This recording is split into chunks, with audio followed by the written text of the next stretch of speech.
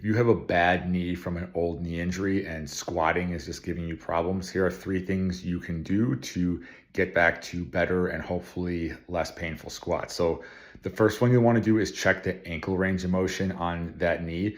There's a highly likely chance that either a limited amount of ankle dorsiflexion or how far the shin bone can move forward over the foot, that could have potentially had some influence on the injury itself, or it could also be limited because our bodies are going to oftentimes try to protect the injured joint. So in the case of the knee, it's going to limit the amount of forward knee tracking that you have, which makes the ankle stiff. So really easy way to improve your ankle mobility. Forget all the stupid mobility drills that you'll see on Instagram and TikTok. You're just going to do loaded, heavy calf raises with a 3 to 5 second pause in the bottom, and you're going to do them with a straight leg.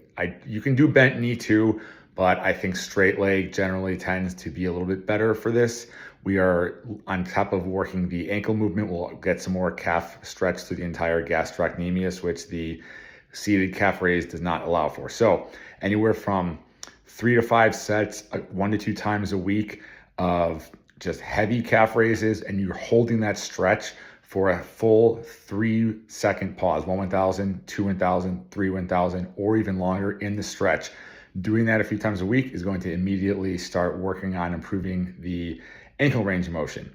So the other two things are going to be how we want to be squatting. So the first thing we don't want to do is just only do squats that are totally light and are going to make us lose a lot of strength. So whatever squat stance, whatever squat depth you can handle that still allows you to move somewhat decent load. So if you have to widen your stance, if you have to hinge forward a little bit more and keep your shin a bit more vertical, if we can still move a decently heavy amount of weight doing those, we want to maintain the strength in the quads and the knee. Even if it's a limited range of motion, we don't want to just say we're not going to squat because we can't squat perfectly. So we want to make sure that we are still doing whatever squat feels comfortable to you. And again, this might mean you have to widen your stance or do a bit more of a hip dominant squat. It's probably going to be a good idea to maintain strength in the squat pattern. This could even be a leg press.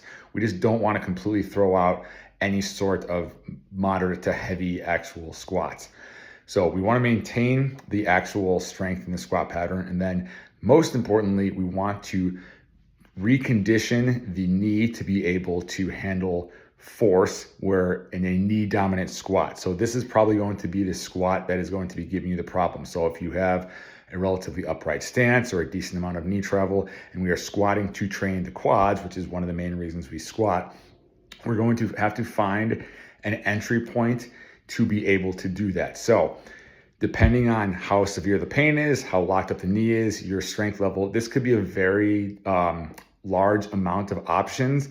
The best couple options here, in my opinion, are going to first do something to slightly elevate the heel a little bit. So this will help reduce the ankle range of motion demands first, which will allow forward knee travel to happen a little bit easier even if you have tight ankles. So standing on 2.5 pound plates or wearing squat shoes or Olympic lifting shoes is the first thing you'd probably want to do. If there's too much pain to do this, that's totally fine. But first, elevating the heels, that's a big help. Next, a squat pattern that keeps you more upright and actually forces us to load the quads. Most people who have knee injuries, they'll start to default to more of a hip dominant knee pattern to stay away from the injured knee. And if we constantly stay away, it might feel okay in the short term, but it's never going to feel better in the long term.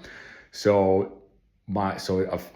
anterior loaded squat, so whether it's a front squat or a goblet squat, these are great options, as well as the Smith machine. A lot of people will hate on the Smith machine, but I really like the Smith machine because most of the Smith machines have kind of like the bar is slanted at a little bit of an angle moving forward. So as you get deeper into the squat, the load is moving more forward and it is loading the quads a little bit more, moving away from the hips, but you're not actually having to drive the knee any more forward, which oftentimes right now is the problem with this old injury where the forward knee travel is what annoys it. So we can get the load moving forward more into the quad on the Smith machine without actually having to push the knees more forward, which we generally do staying super upright on a like a front squat.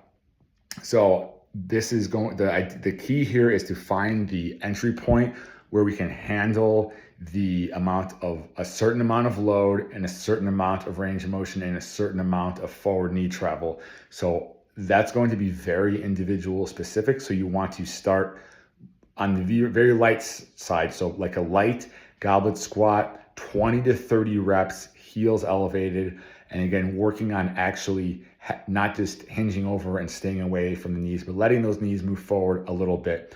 If we can tolerate that, we can try slowly progressing the weight. We can move to the front squat and or the Smith machine variation. And then it's just going to be a matter of slowly building up tolerance to how much depth we can get, how much forward knee travel we can use, and then obviously how much load we can use.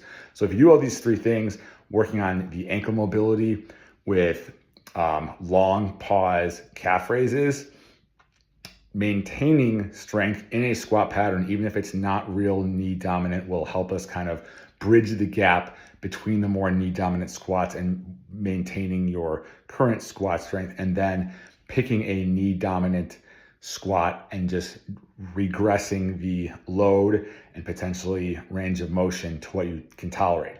And then lastly, we don't want to be completely avoiding pain. If you have a sudden intense pain, obviously stop.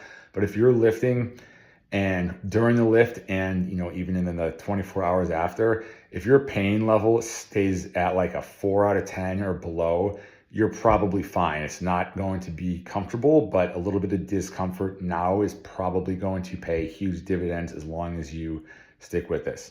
So I'm just going to point this out. I'm not a doctor or physical therapist. I'm just a personal trainer. This is not medical advice. But again, if you've had a bum knee for a while and you're constantly staying away from any sort of forward knee travel or knee dominant squats, it's never really going to get better. If you don't care about that, then obviously do what you want to do. But using these three strategies should help you to get back on the road to more comfortable squats.